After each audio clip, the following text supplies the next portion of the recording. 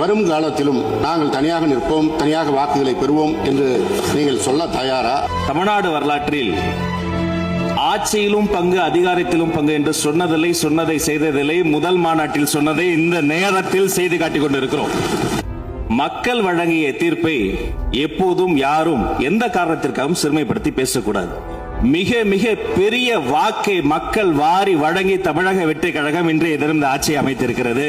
எனவே எங்களுக்கு எதிராக பேசுவதாக நினைத்து தமிழ்நாட்டு மக்களுக்கு எதிராக யாரும் பேசுவதை பேரவைத் தலைவர் அனுமதிக்க கூடாது என்பதை இந்த நேரத்தில் நான் சுட்டிக்காட்டுகிறேன். வரும் காலத்திலும் நாங்கள் தனியாக நிற்போம், தனியாக வாக்குகளை பெறுவோம் என்று நீங்கள் சொல்ல தயாரா?